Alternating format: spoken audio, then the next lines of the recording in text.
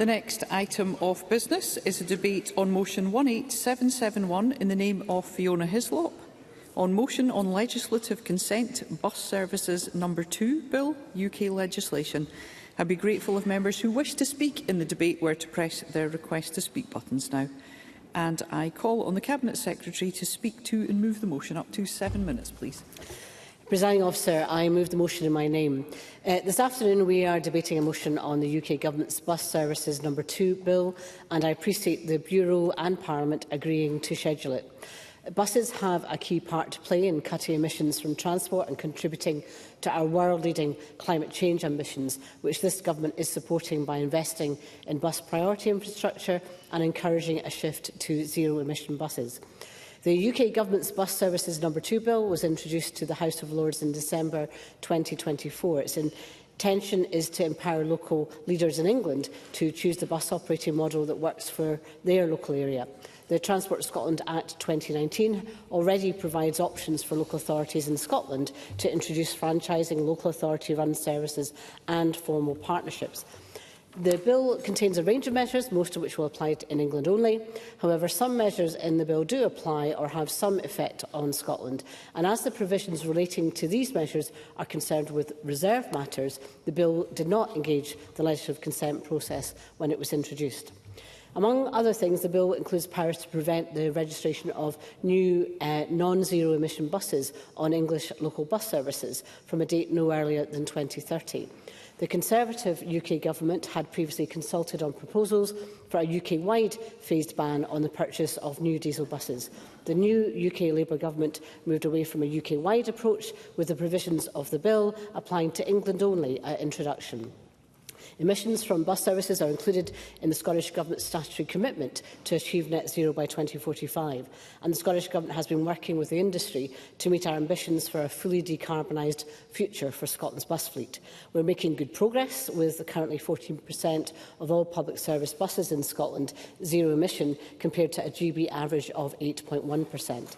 Now, this has been achieved in partnership with the bus sector, and support has been provided through the Scottish Zero Emission Bus Challenge Fund and its predecessor, the Scottish Ultra Low Emission Bus Scheme. Now, legislation is required to build on this progress, maximise the benefits of the transition to a zero-emission bus fleet and to provide market certainty to bus manufacturers.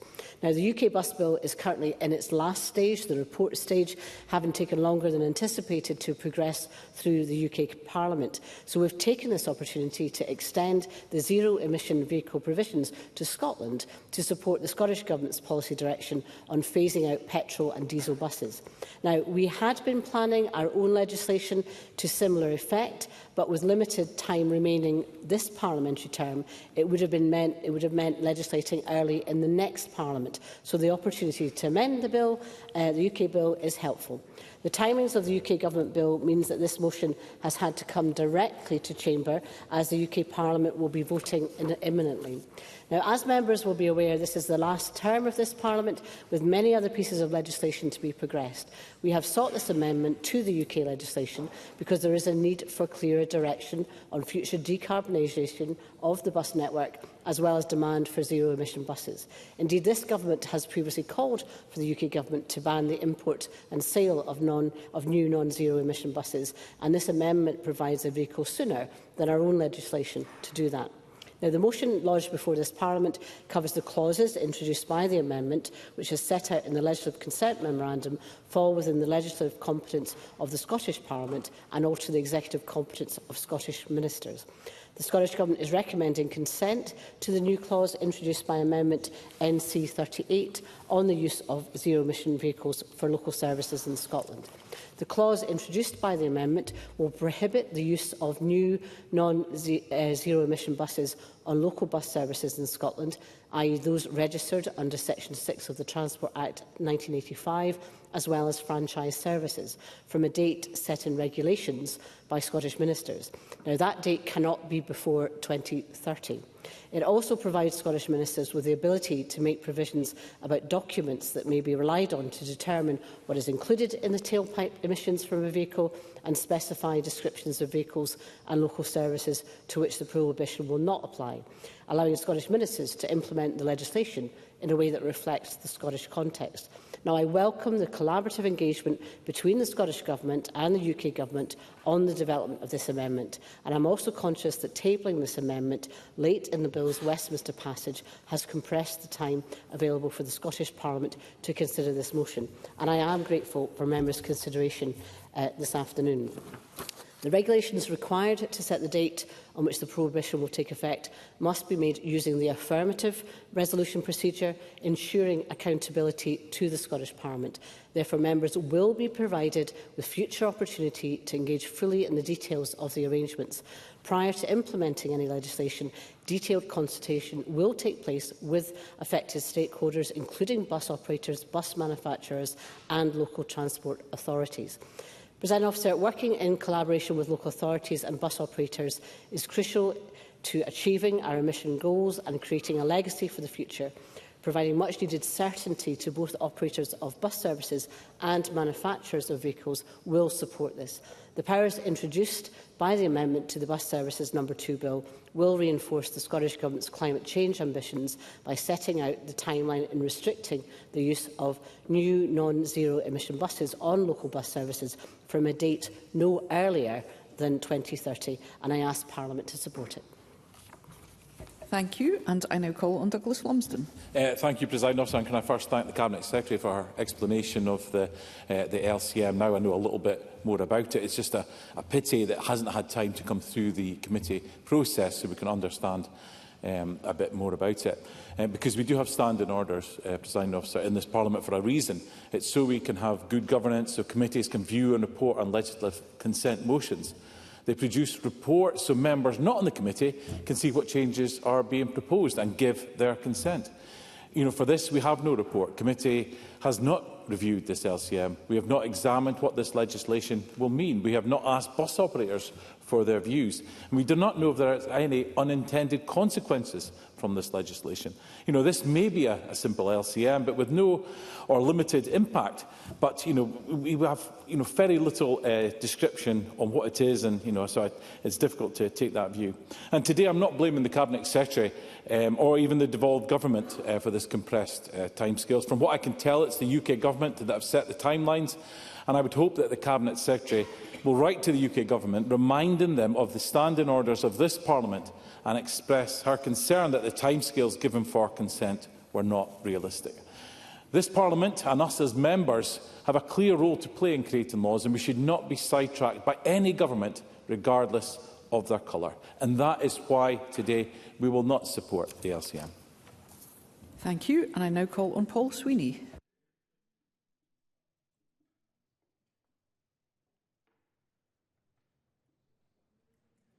For the legislative consent memorandum. It is a welcome sign of cooperation between the Scottish Government and UK governments, and I think the Minister set out the rationale for the expedited procedure clearly.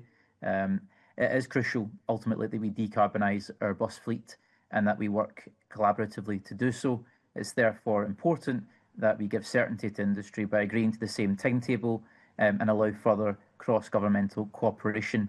And I also think it's important to recognise that in the context of the threat to the future of the only major bus manufacturer in Scotland, Alexander Dennis, it's important that we expedite fleet renewals and that this is a key component in supporting that demand signal to industry. But it's also important to note that the recent ScotZEB scheme has not been efficient at converting that demand signal into contracts for Scottish manufacturers. Of the 523 electric buses funded through the Scottish Government subsidy scheme, more than two-thirds, 340 buses so far, have been manufactured overseas, with 287 made in China by Yutong, whilst only 162 buses have been manufactured in Scotland by Alexander Dennis and EVM. And what is particularly concerning from written questions I've tabled to the Government is that they don't even collect data on the place of manufacture for buses, so the ability to calculate the social value is very limited from that data. So I think that social value weighting in public procurement in Scotland is not fit for purpose, and it needs to be bolstered to support critical manufacturers in Scotland like Alexander Dennis, rather than subsidising foreign competitors with a clear industrial strategy to dominate the electric vehicle market and put Scottish industry out of business.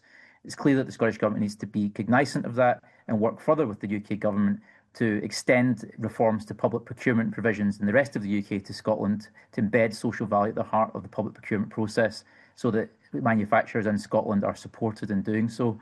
I also think it's important to recognise the wider provisions in this bill which allow English bus franchising to further accelerate ahead of the pace in Scotland, which is already far behind. For example, the UK Government have already clarified and streamlined the guidance to make it easier, quicker and cheaper for local authorities to intervene on bus route development. And then this new bus services bill will go further to reduce the barriers to franchising, including costs. And alongside this, they're building capacity within the Department for Transport to provide tangible on-the-ground support to those local transport authorities who wish to pursue franchising. That's exactly what we need in Scotland to accelerate the process with SPT and others. And unfortunately, it has not been anywhere near vigorous or urgent enough from the Scottish Government. I'd like to see the Minister respond to that and actually see how we can further support the local transport authorities in Scotland to bring forward bus franchising at pace. So I would be willing to support the Minister in that effort and to build that collaborative approach to improve our bus services across Scotland, drive up modal shift and drive demand into Scottish manufacturing, which is a virtuous cycle. Let's seize this opportunity and make the most of it. Thank you. And I now call on Mark Ruskell.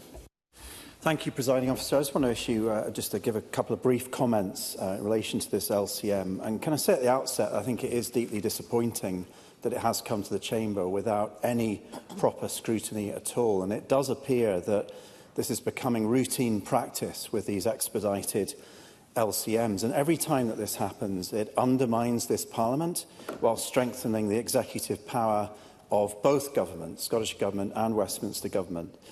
Now, from what I understand, Lord Hendy of Richmond Hill wants to simplify the bus franchising process in England, and his bill now includes a provision to end the procurement of fossil fuel buses no earlier than 2030, and he wishes to extend this power to Scottish ministers, and the Scottish Government has worked with the UK Government on amendment to achieve this. Now, that's all fine, and I agree with many of the comments about bus policy just made by Paul Sweeney, but I can't genuinely reflect in this debate on what the view is from bus operators in Scotland or manufacturers about this provision. I can't tell you in this debate whether 2030 is too late or too soon. And I can't do that because there has been zero scrutiny in committee. I also can't reflect on whether there were other opportunities through this UK bill to, say, expedite the simplification of the bus franchising process in Scotland or any other related issues. Again, because there has been no scrutiny. So the Scottish Greens will be voting for this LCM, but I have to say patience is wearing very thin, and I hope the conveners group can discuss this recurring issue of expedited LCMs, and I also hope that the SEAC committee can continue to reflect on the continued unravelling of parliamentary protocol in this Parliament. Thank you, and I now call on the Cabinet Secretary to wind up. Thank you, President Officer. I wish to thank members across the Chamber for their contributions to the debate and indeed their forbearance. I think on the good governance, anybody who knows me, I've been in this Parliament since 1999. I also served as Deputy Convener of the Net Zero Energy and Transport Committee, and I take our processes very seriously indeed, and I would only be doing this if I felt that it was important to do this at this time. We could have delayed this and waited until the new parliamentary term with the new government and the time that would take. But there is a requirement now to provide that timely confidence to bus manufacturers of our direction, our policy direction, and of course to give reassurances. It says not before 2030. Mark Ruskell makes a point as to whether it should be before that, but I think reasonably that allows us then to make the preparations in time. But importantly, regulations will come on an affirmative basis that will allow the scrutiny that everybody is requiring, and I think that's important. I would say that the Confederation of Passenger Transport have been generally supportive of similar proposals in England, stating in their common stage briefing on the bus services bill that the industry supports this transition and continues making progress. And of course, the progress that we're making here in Scotland is advance of the rest of the UK, with 14% of our public service buses in Scotland zero emission, compared to a GB average of 8.1%. But there's more to be done. Indeed, I have spoken with other local authorities and their position, I would point out to Paul Sweeney a very important distinction. The Scottish Government is not a procurer of buses. We do not order buses. It is the operators who order buses, and we provide support to them. I also, at the bus manufacturing panel that I attended, spoke with the UK Government about the Public Procurement 2024 Bill, which actually reflects a lot of our principles from the 2016 and reflects our own measures there. So in terms of the investment that we've put in £150 million of capital into zero-emission buses.